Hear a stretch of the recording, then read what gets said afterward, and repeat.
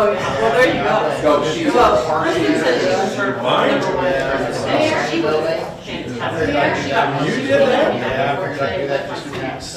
Thank you. Call this meeting to order, and if you would please stand for the Pledge of Allegiance. Pledge allegiance to the flag of the United States of America and to the republic for which it stands, one nation, under God, indivisible, with liberty and justice for all. Thank you. Please be seated. And this evening we have, as we know, Tackle, the Associated Churches, has a schedule. And this evening we have Pastor Chris Dinas from Bethany Church here for invocation. So Pastor, if you want to come up, and thank you for being here. Thank you, Mayor. Let us pray.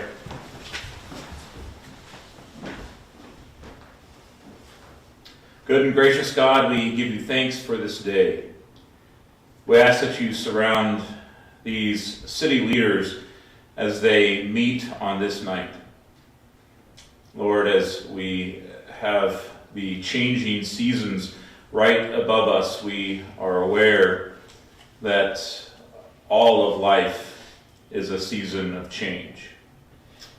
We give thanks for the newly elected city officials, council members, and our mayor.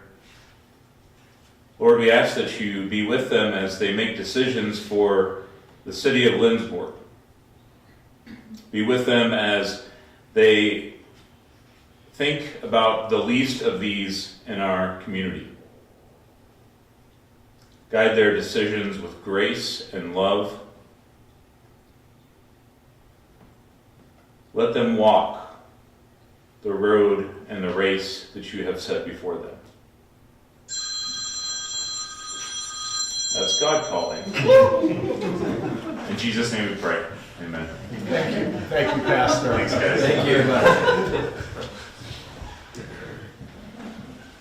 Okay. Thank you. And do we have any public input this evening? No, Mayor. Thank you. And amendments to the agenda this evening? We do not. Thank you.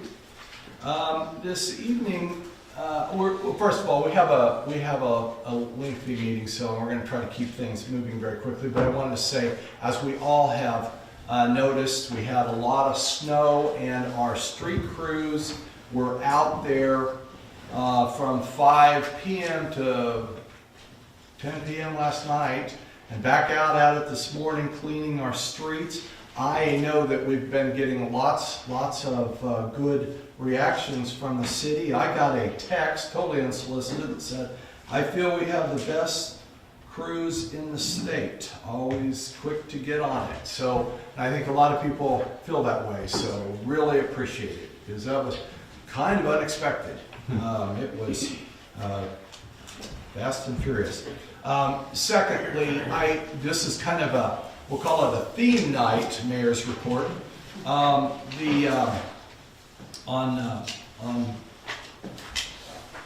I get days mixed up. What day we went to? Friday night, I think, or okay. What night? What's today? We had there was a dinner downtown, and it was Mr. Thomas Nelson. I know a lot of you know him. He had set up a dinner with some gentlemen who are from Japan, who have moved into this area to work in the factory and setting up some of the robotic equipment. And I know that Holly was there, and our administrator and myself were there, and it was a wonderful time. And I think that the idea is we're trying to reach out to them and hope that they feel like they can reach out to us, and they'll enjoy our community while we're here. But Tom Nelson, I think he told us afterwards that one of the best things that he saw was when one of the gentlemen reached out to shake hands with Dr. Peltz retired from Bethany College, And he said that it was just such an honoring thing, and that they have, these gentlemen have come from a culture that honors wisdom and experience, and those of us who have been around a little bit longer on this earth. So that was a particularly warm time, warm motion. And along with that, we have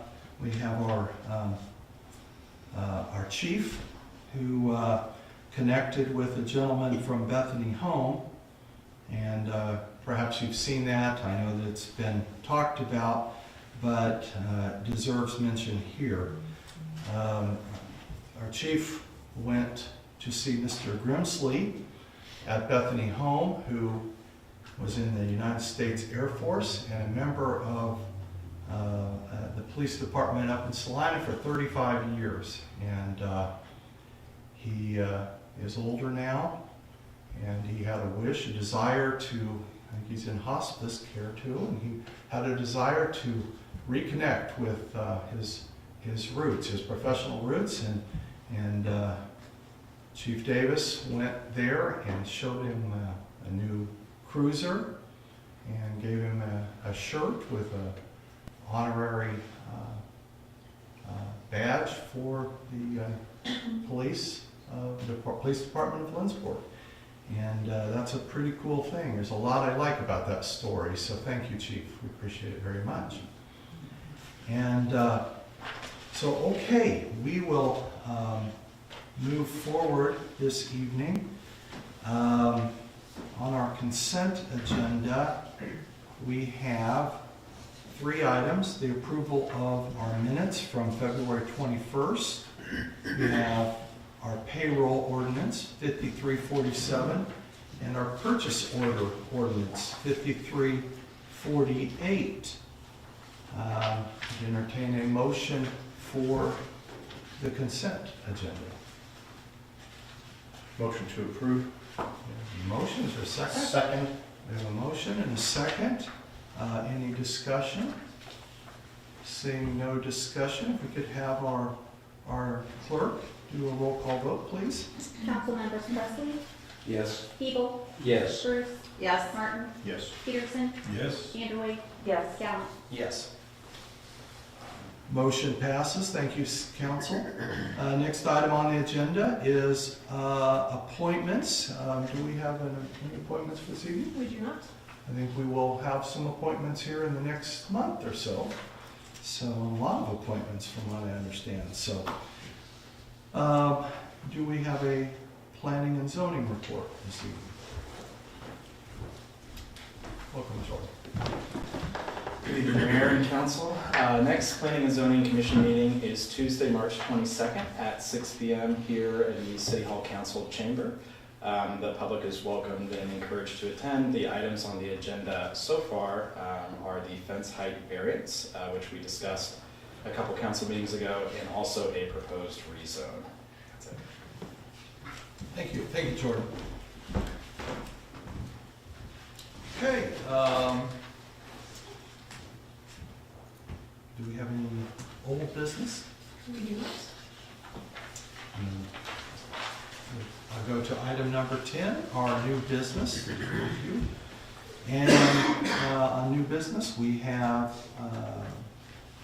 item A, the mobile food vendor policy.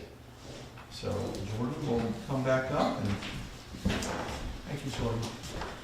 All right, hello again. Okay, so some background on the mobile food vending ordinance and its corresponding policy manual. So the City of Lindsborg Planning and Zoning Commission worked since last June to develop a policy manual and ordinance to establish a legal market for mobile food vending or food trucks in Lindsborg in response to interest from local and regional mobile food vendors. After multiple rounds of research, discussion, and revision, the mobile food vendor policy manual and corresponding ordinance were voted for recommendation to council by the commission by a vote of 7-0. The following is a high-level overview of the policy manual and the ordinance. Okay, so ordinance number 5349 adopts the mobile food vending policy manual version 1.0 by reference. Ordinance number 5349 includes a provision to expire in 16 months unless amended or extended by ordinance. This corresponds with the establishment of the mobile food vending pilot program.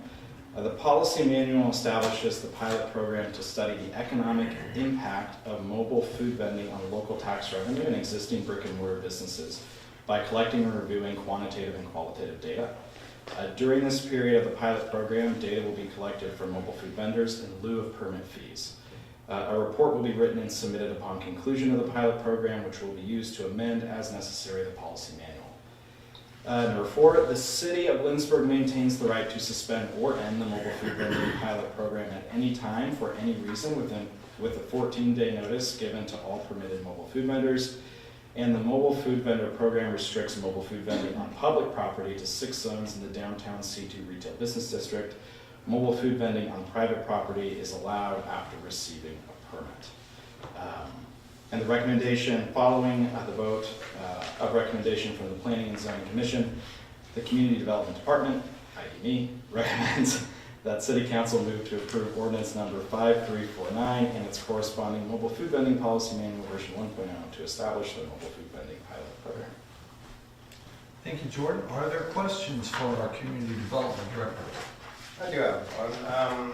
I know, and obviously this is a pilot program, but at some point would there be any desire to possibly allow alcohol sales? I know we had talked in the past as council, having getting rid of basically the open container issues in downtown, and supposedly there's something in regards like chartering out. And I think we chartered out whenever we had that emergency because of power.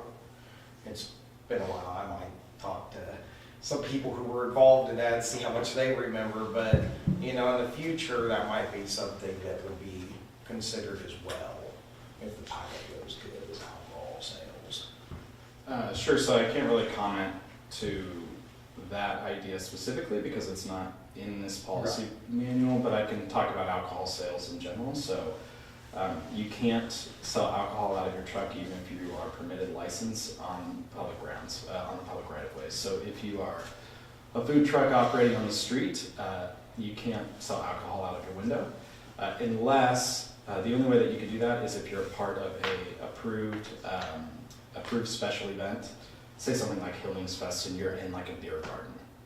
Otherwise, you can't sell alcohol on the street. Well, that was the thing we had talked about before, was making it where you don't have to have a beer garden, where it can be in the whole downtown district. But that's just something for later that I think if this does go good, we might consider after seeing if this even works.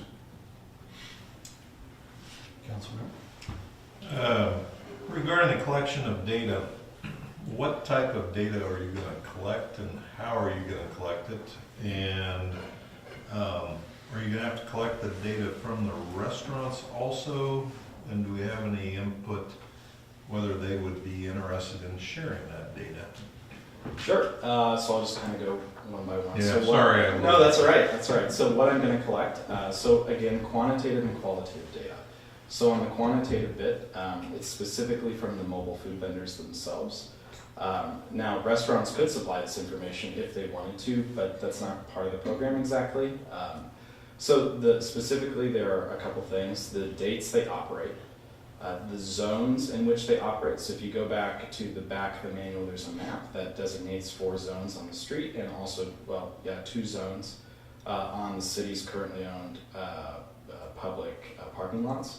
So where they're going to locate, and then approximate revenue they generate during that time.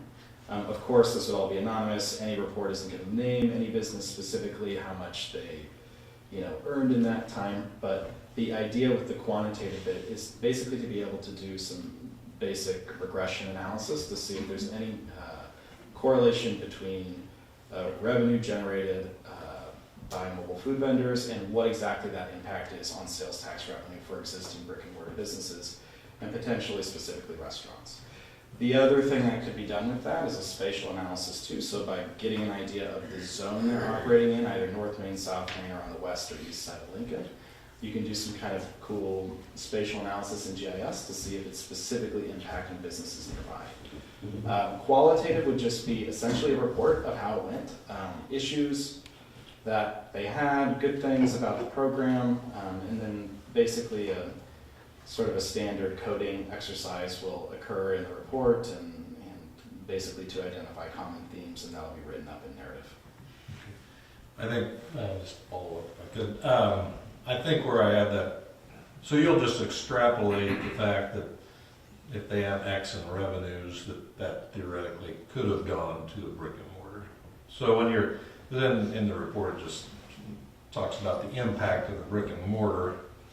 So you're not gonna ask them if their sales went down that day, the same day. You're just doing it from one side of the equation. So I think there are multiple, I just kind of want to address that comment because I think it kind of gets to the heart of the discussion that happened at Planning and Zoning Commission around this idea, which is mobile food vending a zero-sum experience for downtown businesses, or is it a positive-sum experience where multiple people benefit? So I think ultimately why Planning and Zoning Commission decided to approve this for a recommendation is because they sort of viewed this as the latter. The idea that bringing in, a food truck every once in a while, or having, a special event where we have like a food truck court on one of the parking lots, either over by USD 400 or just right here by City Hall. The idea is that adding the novelty, adding the existing experience might actually augment sales around it. The idea being, so let's say, somebody comes for a mobile food truck, event, or just because they heard one's in town. Maybe these are people who have never been here, who wouldn't come here anyway, or who have stopped coming to Lindsborg. Suddenly they see, oh, there's some interesting businesses, and oh, I haven't seen that restaurant, or I haven't been there for a while, and they come back later that night, or maybe another day. So yeah, I think that was a pretty big discussion. There was also a discussion about specifically how this might impact existing food establishments. And so if you look at the map, specifically on the roads on Main and Lincoln where food trucks would be able to park, they're not allowed to park in front of existing food businesses. Specifically for the idea that you wouldn't want, a mobile coffee cart parking in front of Blacksmith or White Peacock, or an ice cream truck parking in front of Indigo Mood. So, Makes sense. yeah. Further questions? One more. Sure. I was gonna let everybody else have a chance. Just curious of what the P&Z was thinking here, limiting it to just the 100 blocks of Main and Lincoln versus Grant and the State Streets, which are also part of the downtown district. Yeah. Now, full disclosure, I have a business located on State Street, So I'm not trying to hide it. I really think the idea was for simplicity and also just to keep the activity located as close to the core as possible. Most of the businesses exist on that 2-block stretch. Obviously yours excluded. People find themselves there. There are others other than ours, but Yes, and ultimately I think they decided on that really again because it was compact. It made sense to keep people on those 2 streets. We originally started with the idea of it being the entire C2 retail business district. However, there were concerns that there would be food trucks parking in front of houses. And ultimately, that's why it got pared down. so this would be a question, I guess. I have one more, sorry.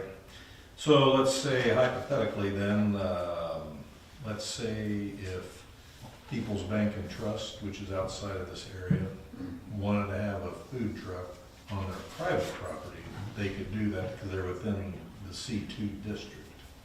So If they want to there's on a their different- parking lot. So there are 2 provisions here. There's one that relates specifically to public properties. So if you're on the street, you can be in one of those 6 zones in the downtown district. If it's on private property, you need a permit, which that is a new addition because what I've understood is in the past, there have been food trucks that have come in and operated on private property that didn't need a permit or a license. That would be a change here. But if you're on private property, you can operate anywhere in the city.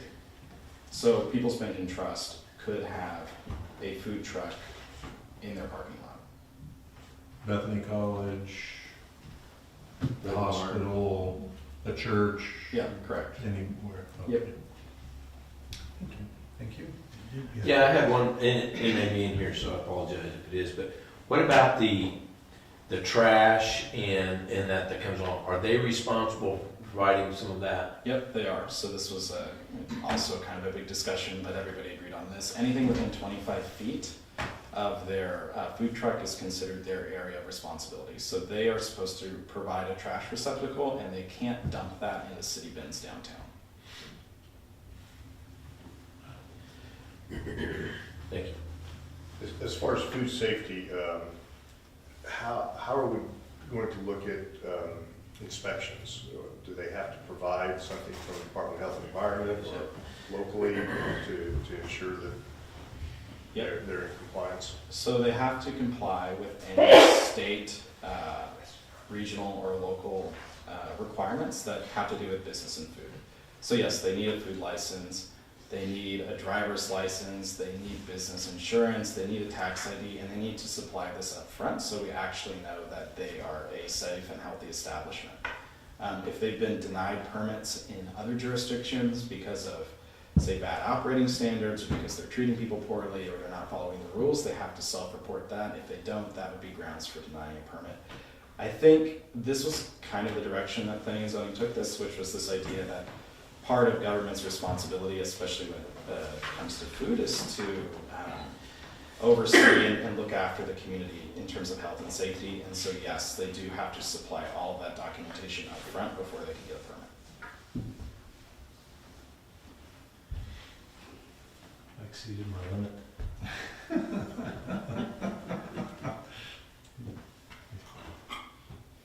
Go ahead. One quick one. It says that that a permit will not be allowed unless it's if it's on the day of a special event. Is that just in this business district, or am I reading that correctly? So I think you used Hillings Fest as an example. So Do you have a section number? sorry, I should have wrote that down.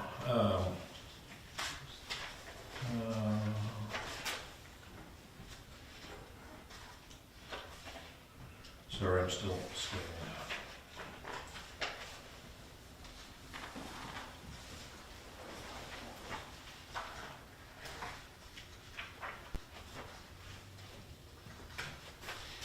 Here we go. 3.0, second paragraph. The legal acquisition of a mobile food vending permit does not permit mobile food vendors to operate during special events for which they are not a recognized vendor. So is that just in the area of the festival, or is that throughout the whole town? That's correct, the area of the special event, the designated area. So, for example, Hillings Fest, I think this is a good example because everybody knows it and it's consistent. They have food trucks, even if you have a permit, so those food trucks would need a permit to operate in Hillings Fest, but just because you have a permit doesn't mean you can just pull up and be a part of Hillings Fest.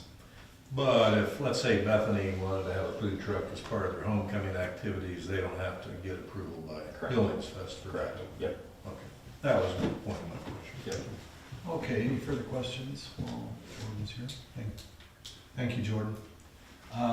Okay, council, discussion from the council. We have a motion. That was a question. Do we have a motion? Make a motion that we approve ordinance number 5349 as presented. We have a motion. To approve 5349 and a second. I'll start with that, John.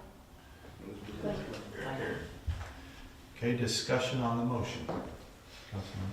Does that include the mobile food vending policy manual? The ordinance does include them, so it's all one. Okay. I didn't know if we had. Further questions? Discussion? I have a question. Did we not change the publishing of ordinances?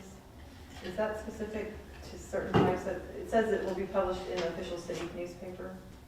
Did we not change that to say it would be upon publishing in the website? It's, okay, so. I'll attempt, and then you see if we'll see if we have different ones. The stats, I believe that it's still, that you have an official newspaper. It's just that the council chose to make the official newspaper the website. Ah, okay, I think you're right, yes, that sounds familiar now. Would you? Okay. Yeah. Thank We're on you. the same page. But we are publishing, we do publish it though. Right. Well, I just wanted to make sure that that wasn't something that was like different about this ordinance or something. But yeah, no, I remember that, yes. Okay, further discussion among the members?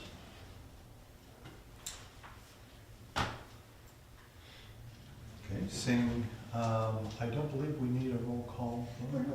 Do we? Oh, I'm sorry. So, okay, so I'll ask the city clerk to do a roll call vote. Councilmembers Gallant, Yes. Vanderway, Yes. Peterson, Yes. Martin, Yes. Bruce, Yes. Siebel, Yes. Chesley. Yes. Motion is approved. Thank you, council. Thank you, Roxy. Next, we will move to item B. And again, we want to ask our community development director to address us. Thank you. All right, good evening. Okay, so the background, so to assist residents in Lindsborg to make needed improvements to their properties, the exterior improvement incentive would provide a rebate of 50%, up to a total of $2,500 for up to 5 separate exterior improvements, totaling $12,500 in this fiscal year. Here are the criteria. An application would be required in advance of any work. Only homes built before 2000 would be eligible, and prior beneficiaries of the program are ineligible to apply in 2022. So we ran this program last year. Those who benefited last year couldn't reapply this year. Eligible costs, paint or siding for all 4 sides of a home, replacement of windows or siding, and or removal and replacement of hazard trees. This is a continuation of a program established in 2021. So last year, 10 applications were received and 5 applications were reimbursed last year. Examples of completed projects included new doors, windows, siding, exterior house paint, roof repairs, gutters, and a number of other types of projects. So the recommendation is a motion to approve the establishment of the 2022 exterior improvement incentive for residential properties built before 2000 in an amount not to exceed $12,500. Jordan, there's 4 or 5 that were not there, that received no financial rebate for this, correct? Yeah, 5, What, correct. was that because they didn't complete something, or? So there were 2 reasons. One, because enough applications came in that there was no more money left. And then there was one actually that got approved and then didn't supply the receipts, and so they never got refunded. And the year passed, and then we didn't have the money anymore because it wasn't encumbered. So there were 6 applications accepted, up to $12,500. 5 of them got refunded. Thank you. Questions among the council members? Are there any changes to the program this year then? Other than just that the prior beneficiaries can't reapply, it's the same program as last year. And I think I asked last time, this is funded based off of property tax dollars is what we're pulling out of it. Can I ask an audience member? Generally, Yeah, yes.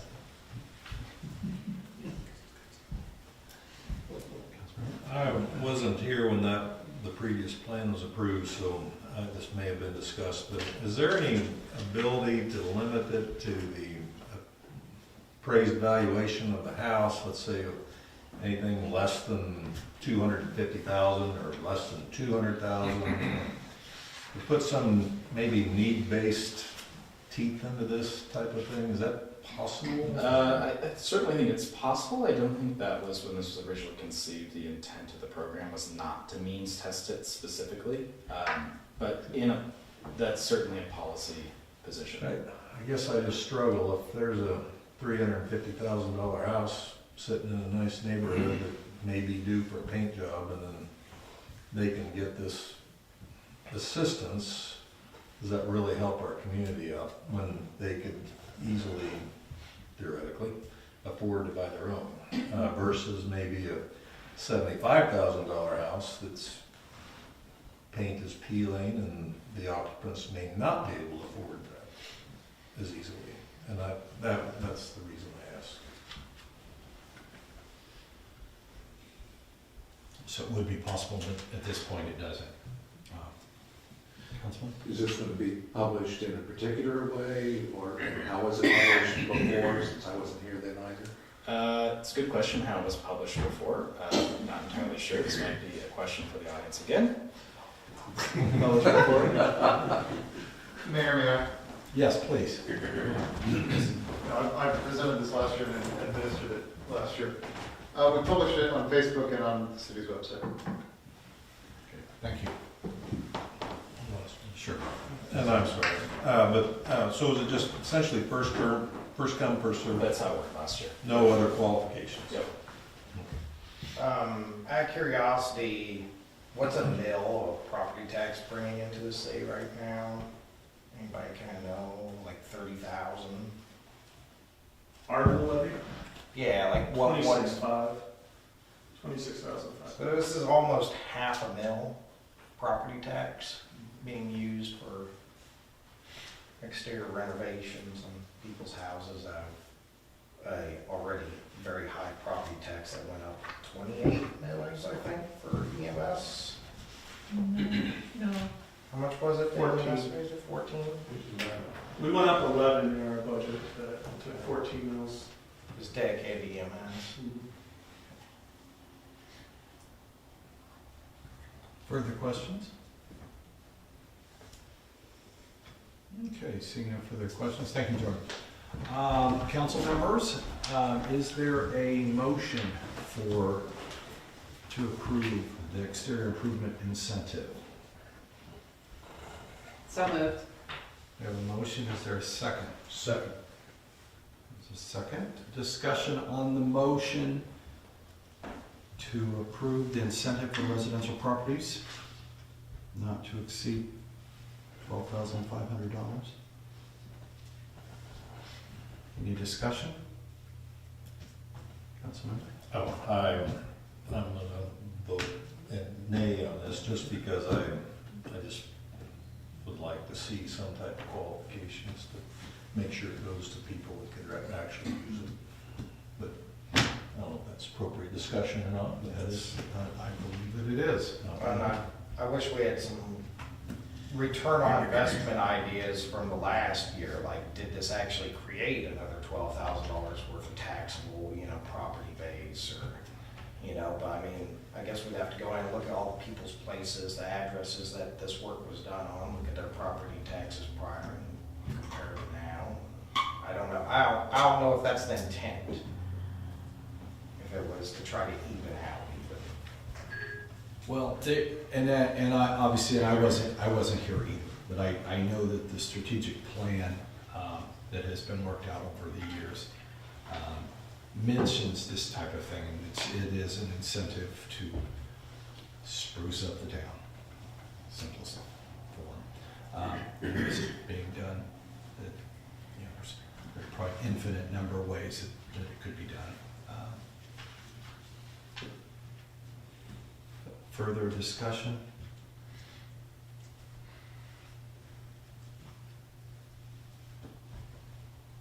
Okay, seeing no further discussion, we get our city clerk to do a roll call vote, please.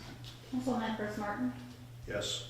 Bruce, Yes. Siegel, Yes. Presley, Yes. Peterson, no. Vanderwijk, Yes. Gallant. No. Okay, the motion appears to pass. Motion does pass. Thank you, city council members. We will now move to item C, and we'll call on our finance manager, David Hay, to talk about the block party grant. Absolutely. So within the council adopted strategic plan, a goal is to welcome, include, and embrace all residents and visitors. A program identified to help achieve this goal and to encourage to host block parties to create greater community and resident cohesion. This is also a program that has been identified in the CIP as adopted last year. The program is designed to provide $200 to up to 12 neighborhoods, $2,400 total for food, paper goods, and other non-alcoholic party supplies. It would require 2 neighbors to apply together as the host of the party. In 2021, we had 9 applications. 8 neighborhoods actually hosted parties for a total of 8 grants, which totaled $1,369.51. The motion tonight is to approve the neighborhood block party grant not to exceed $2,400 in fiscal year 2022. Council members, are there questions for David?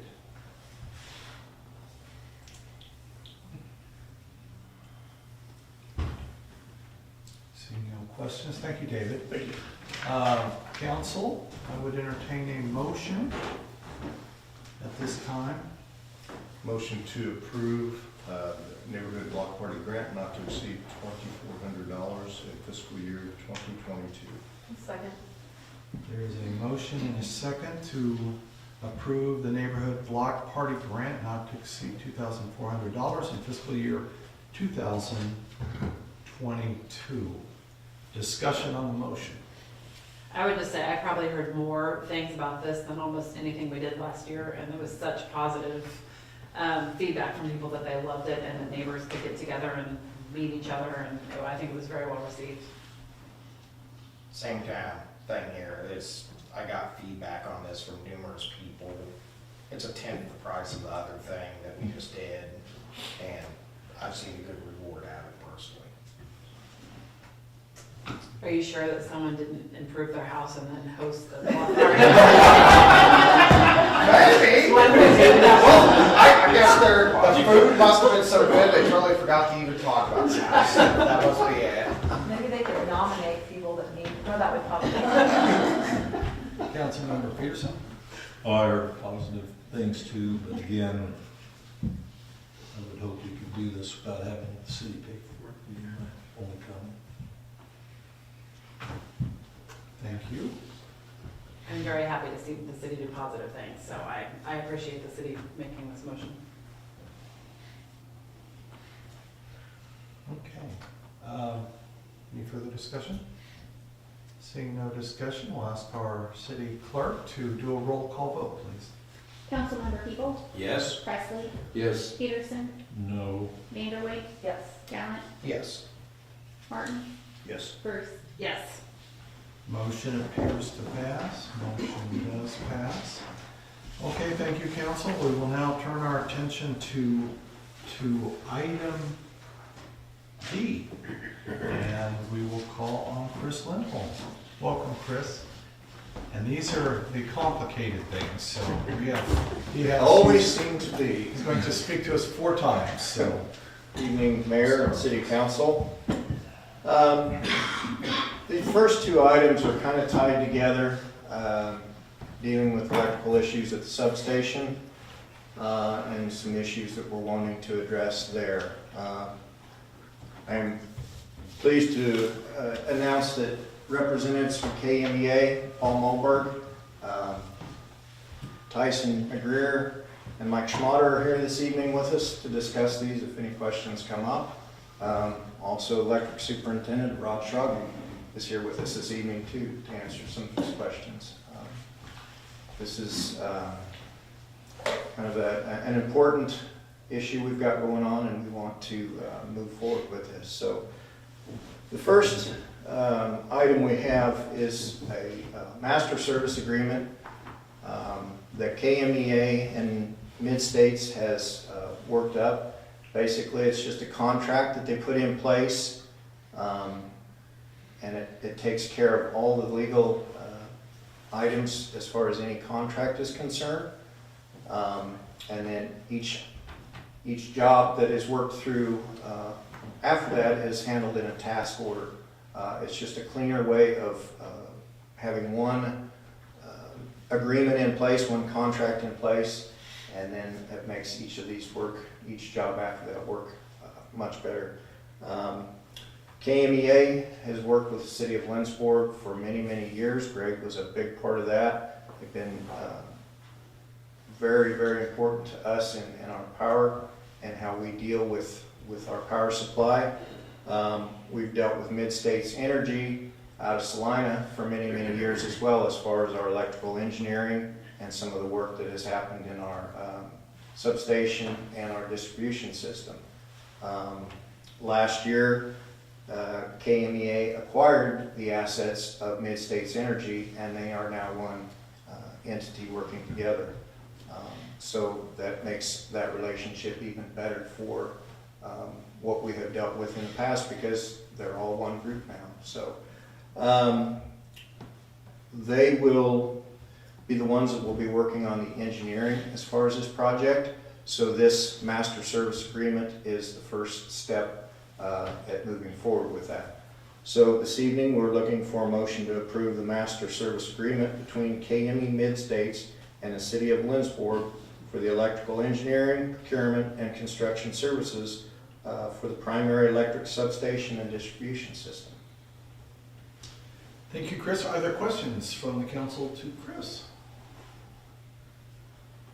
Councilmember Peterson? Do the bid laws hinder this at all, or will this be in conflict with any of the procurement statutes that are out there for us to abide by? No. This is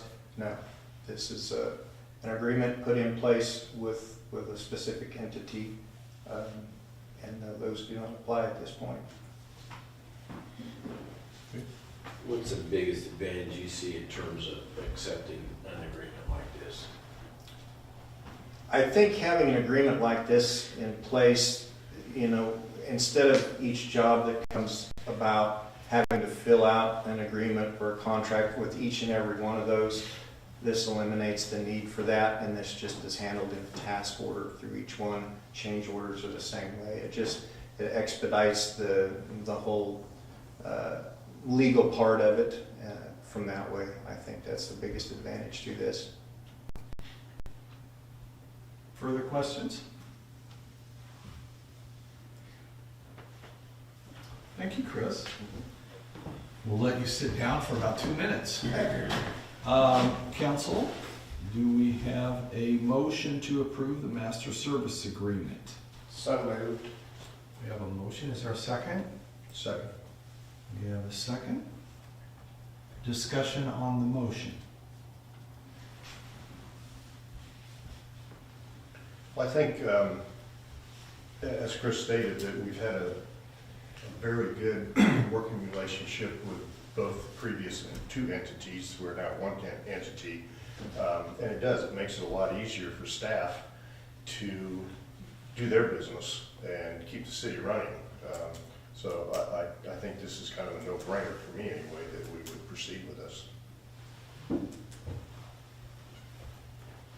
Further discussion?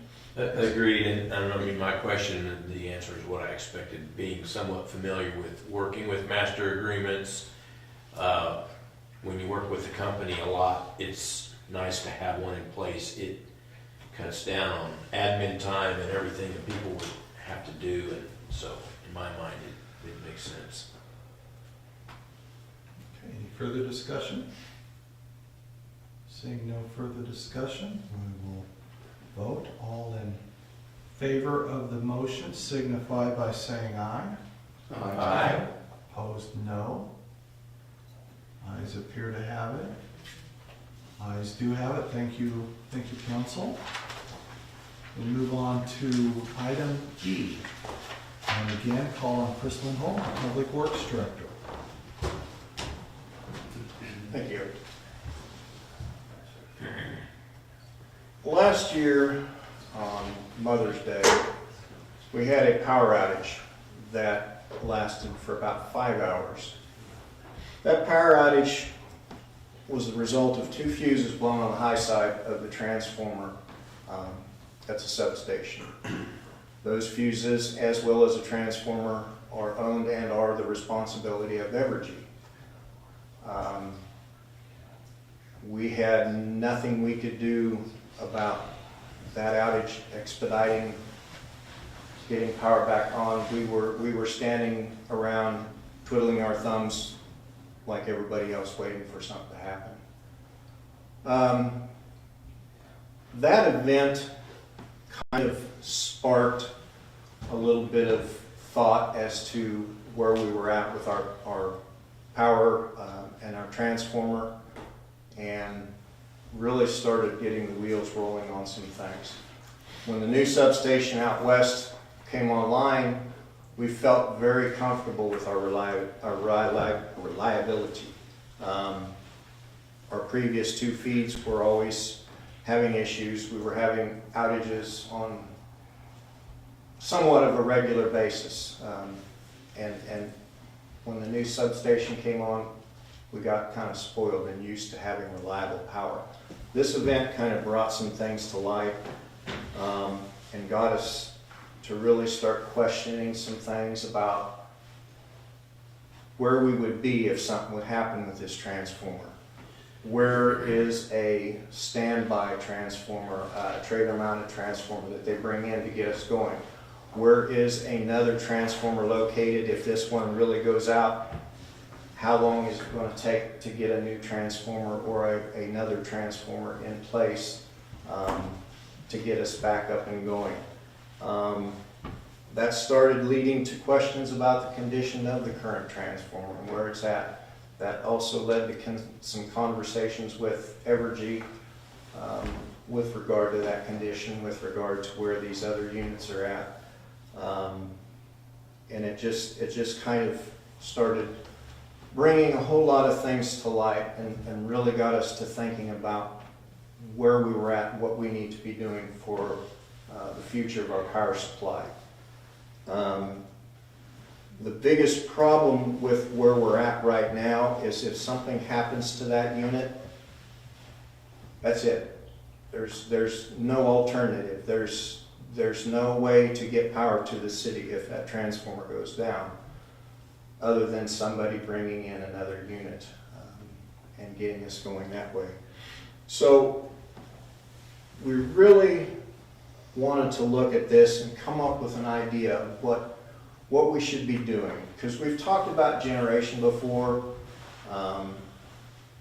We've looked at that, but there's downsides to that. There's positives to that as well. So we started looking at the other options, bringing in a second transformer,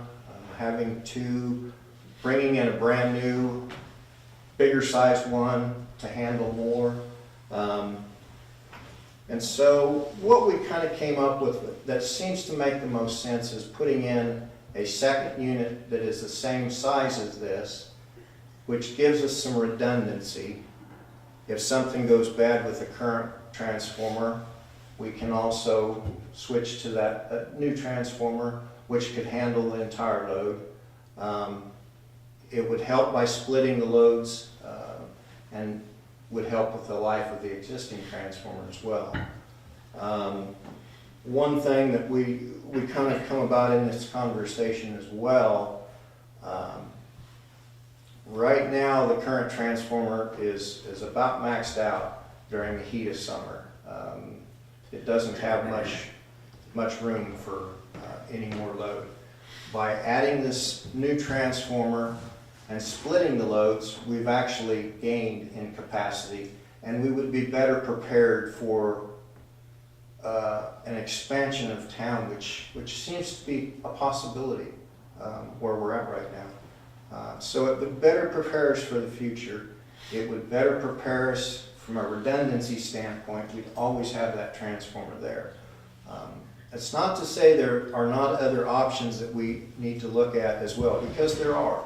There's a lot of alternatives to energy out there, and we need to have our eyes open to those possibilities. But from the short term, we feel like this is probably the best solution to prepare us for an event with this current transformer, yet give us the reliability of a second one to have in place as well. So what we're looking for is a motion to approve the task order for scope of work, Exhibit A on the master service agreement through KME Mid-States for the preliminary design for a second tie transformer at the electric substation at a cost not to exceed $20,000. And again, Electric Superintendent Mike Schmatter from KMEA are all here to answer any questions that you might have as well. Thank you, Chris. And while we're, just so that I don't forget later, thank you for you guys, all your attendance here at this evening. We appreciate it very much. And, questions for Chris? I have one that's a little bit of a curiosity type thing. These transformers are just like big giant oil bath. They don't have any active cooling or pumps or fans or anything. They have cooling fins on them. Oil, but I don't know that it doesn't circulate through it, it just holds it, correct? And the fan blows the air. The oil circulates through the fans through convection, heat rises, Right. and then it drops. And then the fins actually have fans on them to help cool the oil. Okay. But some of the really, really big ones, lead pumps, yours do, the one here is not. And that actually adds 2.5 meg to the transformer, the cooling fins. Fans do, yeah. Yeah.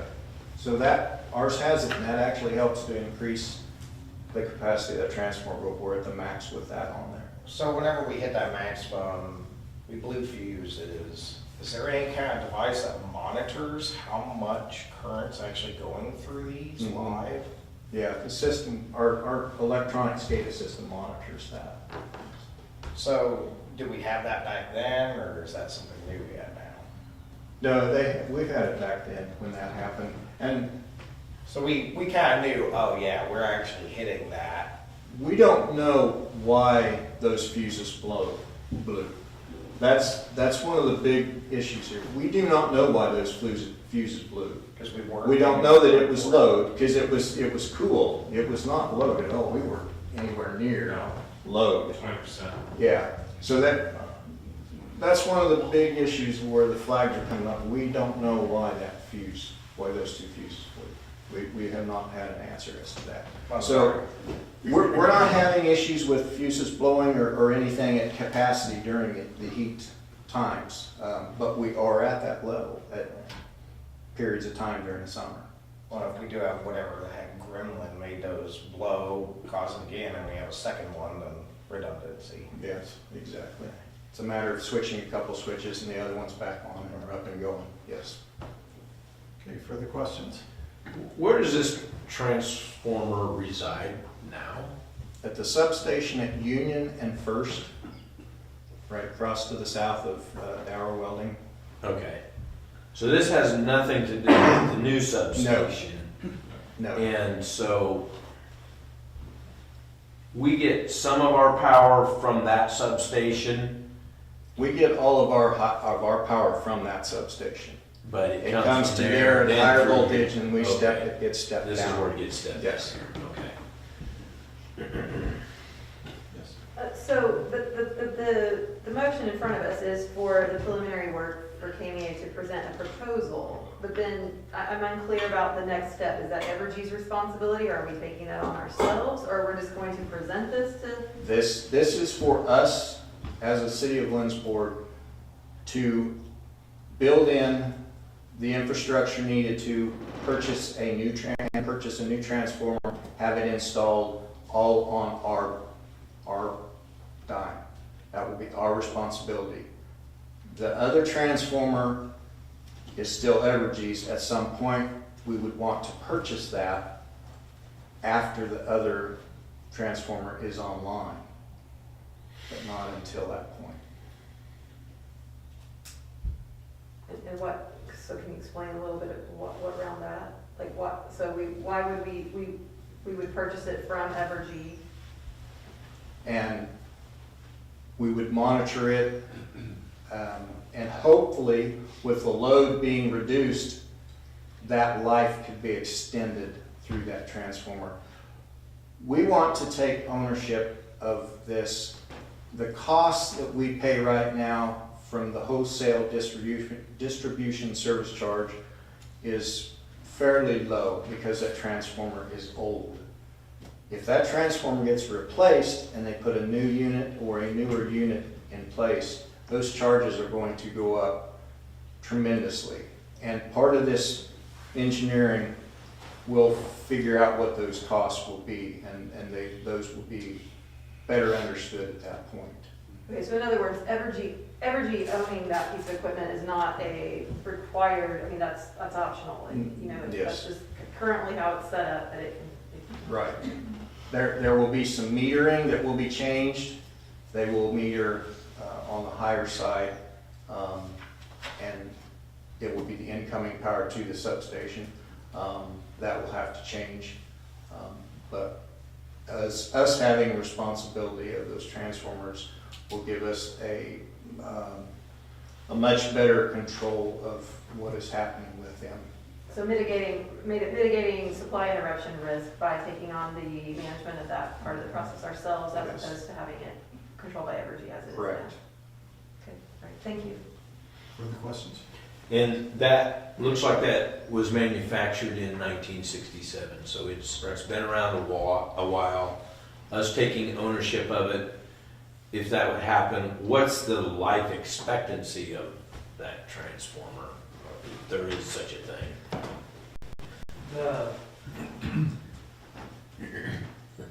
What they do a periodic annual oil test on it, look for dissolved gases, and we've seen the reports on them. The main tank, the main transformers, seems to be in really good shape. The LTC, which changes the voltage, does need a little work. It would be much easier to do it after a second transformer's in place. Otherwise, you have to take an outage or bring in a mobile transformer to continue to have power. So there's some minor work that needs to be done to it, but the analysis that we've seen, it looks to be in pretty good shape. That's it could fail tomorrow, but Right. the trends look good. Long-term plan would be you could get another transformer in place, get it running, take the old one out of service, do the maintenance we're talking about, and then have And then potentially two good maybe transformers. 10 years from now, look at replacing the older one.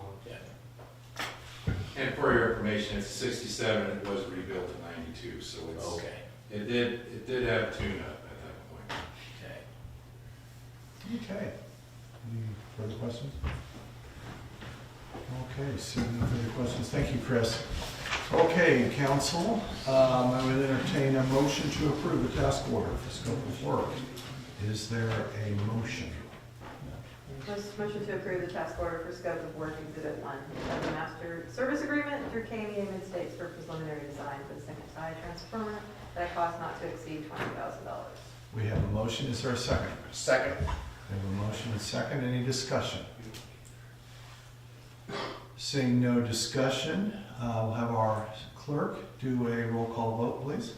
Councilmembers Gallant, Yes. Vanderway, Yes. Peterson, Yes. Martin, Yes. Bruce, Yes. Keel, Yes. Presley. Yes. Thank you, council, motion passes. We'll now turn our attention to the wastewater treatment plant impeller pump, and again call on Chris.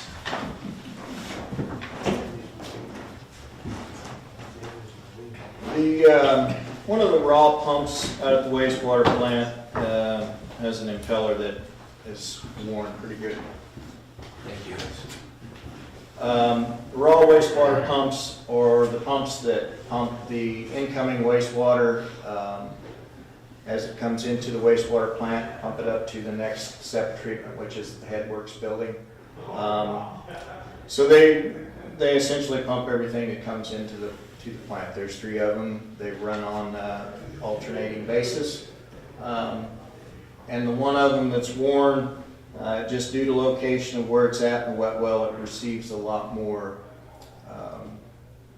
air infiltration, which ends up causing excess wear. We've learned that over time and we've made adjustments to that, but this pump did suffer some extra wear from years of that situation. So unfortunately, those parts are not cheap, and due to supply chain issues, they are a lot more than what they have been in years gone by. So we're just looking for a motion to approve the quote from JCI Industries for the purchase of a flight impeller for $4,973. Are there questions for Chris? So, I mean, I assume this is a very large, high-volume pump. Is this like a stainless steel impeller, or? No, it's not. It's cast iron? Yeah, yep. They're 750 gallon minute pumps, so, and they're precision ground impellers, so, Further questions? Will you need like seals and other stuff whenever you take it apart and replace it? yeah. Seals are not leaking at this point. We do have seal kit if need be, but we should just be able to pull the bolt off the impeller, put the new one on, and should be good. Any further questions? Thank you, Chris. I'll entertain a motion to approve the quote from JCI Industries for $4,973. Is there a motion? So moved. Is there a second? Second. We have a motion and a second. Discussion on the motion. Seeing no discussion, we can have our city clerk do a roll call vote, please. Councilmember Siegel, Yes. Presley, Yes. Gallant, Yes. Vanderway, Yes. Peterson, Yes. Martin, Yes. Bruce. Yes. Motion passes. Thank you, council. And once again, we'll call on Chris Lindholm, our Public Works Director, to talk about pipe leak mitigation and repair. Can we do this without talking about it, Mr. Mayor? Just say yes, just say yes. After the last leak that I came in with, the following week, we were pressuring the system back up, and lo and behold, there was one at an area. It was the same time, it's just we didn't see it. It was in an area that we weren't looking for that because we were fighting it in one spot. This is number 10. We tried to do a spot repair just to see if we could get by and make sure there were no other issues in that area. Unfortunately, the spot repair took 6 pieces of pipe to make that repair. We've been up, I'm not going to say it, I'm just not going to say it. We're hoping that this lasts for a while at this point. We've contacted, or I have contacted the company trying to find out if we can do something. I've now made a full circle from one company, the old company, back to the new. Nobody's offering up anything. I did, however, make contact with an individual that works at the company, and we're hoping to maybe work out a deal where we can maybe get some pipe direct from the company. I don't know, I haven't heard back on that yet, but it might help to reduce the cost some. But for now, we're just looking for a motion to approve 2 invoices from Core and Main for $3,928.80 for the purchase of 6 joints of 10-inch water pipe. Are there questions for Chris? How much time, staff time is involved in one of these leaks? I know it quite varies from location to location, but just average, how many hours of staff time does it take to dig it up and do the replacement? These guys are real good. If we do, a lot of these we've been looking at 300 and 400 feet, and they're doing that in a week. It depends, yes, on weather conditions, and fortunately we haven't had to deal with a lot of wet rain and that type of stuff lately, but they've been able to work things out where normally they can get a repair done in less than a week, and a week at the most of the time. So That's how many people? that's typically 4 people, maybe 5 working, 6. So we have a considerable amount of staff We- time involved we in have- 10 leaks. Yes, we have considerable amount of staff time, equipment time, fuel costs. Yeah, it's. I know what the pipe cost, materials that we've spent on this project or these projects when they've happened. Tracking the hours of time and equipment, no, I have not. It's. Well, yeah, and It's- I mean, right now, I just kind of estimate, but. Yep, but we know what it takes to do them and how many days a week they're out doing them, so. Councilmember Peterson? Just to confirm, this pipe is well out of any warranty type protection for us. This is well out of warranty, yes. Even though it's out of warranty, is there any chance that we could prove that it's defective and have any other means of? We can prove it's defective. I've taken to the lab in Colorado, and we have results of the lab work that say that it's defective. And that was my hope in contacting the company. The problem is, the company that manufactured the pipe is no longer in business. Oh, okay, I knew there was some. The place where it was manufactured is all still there. They're still making pipe. It's just a different company has owned it, and so nobody really takes So they're responsibility. protected from Yeah. any type of litigation or anything. My hope was honestly just to make the right connection and somebody say, listen, we understand your problems. We know what you've been going through. Here's 26 a pipe for your trouble, or 1,000, something. That's all I was hoping. But I've not made that contact at this point, so. Then just one last one, I think we talked about this last time, but we're not at the point where it makes sense for us to plan long-term just to replace the whole thing. No, because the long-term anticipation is we will get to a point where our furthest break is at, and maybe beyond that a little bit. We're monitoring the code numbers on the pipe, and if we get to a drastic enough change in those codes, we'll feel fairly comfortable. As far as replacing all of it, no, it doesn't make sense. It does make sense to plan on replacing it to beyond the furthest point. And I'm going to think that's probably where we'll ultimately end up. But right now, with the cost of pipe, that's what's kind of... What percentage of the pipe has been replaced? Well, we've replaced 1,400 feet of 8,500. So... Further questions? Seeing no further questions, thank you, Chris. Thank you. Council, would entertain a motion to approve the 2 invoices. Is there a motion? Second. We have a motion and a second. Discussion on the motion to approve the invoices for the corn main for $3,928.80 for the purchase of 6 joints of 10-foot water pipe, 10-inch water pipe. Any discussion? Seeing no discussion, can we get the city clerk to do a roll call vote, please?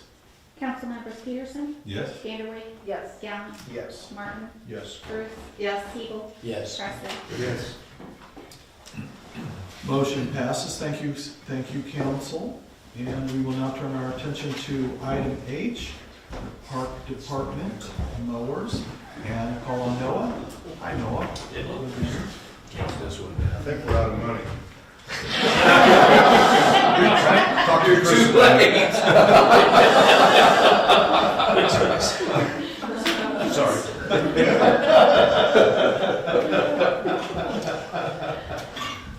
So the Parks Department is looking to replace our mowers. We have 2 mowers.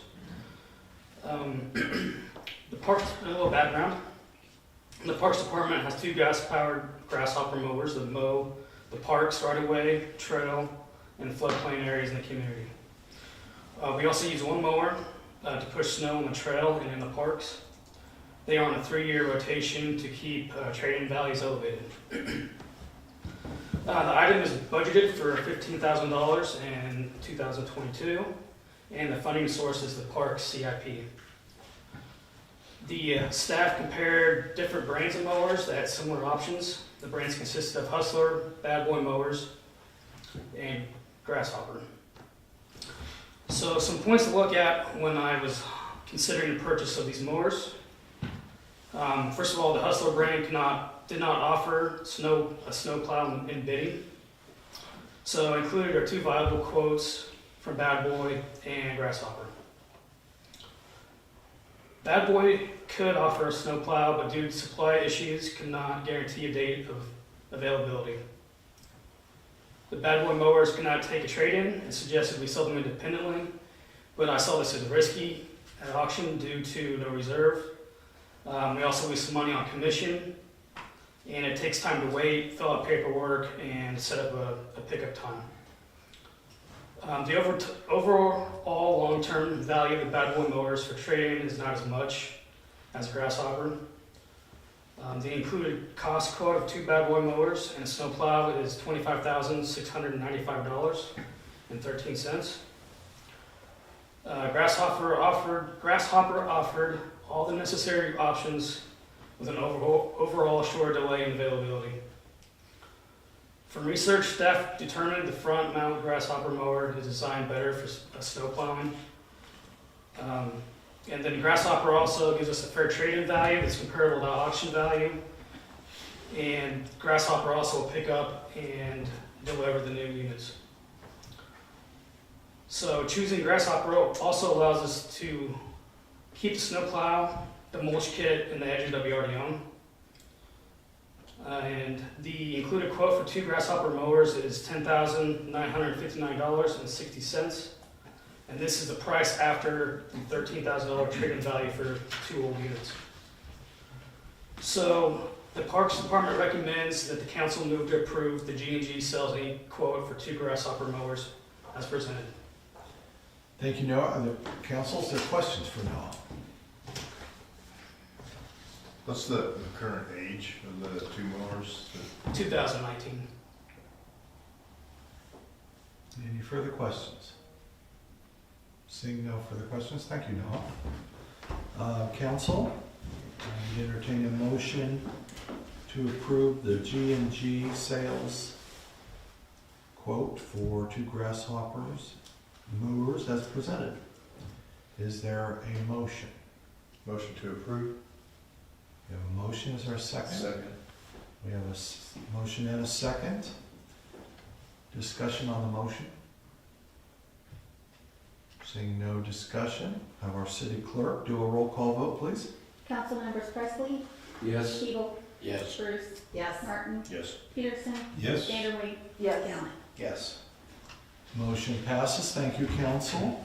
And we will now turn our attention to item I, which is a Raymer Society for the Arts resolution. There are 3 resolutions.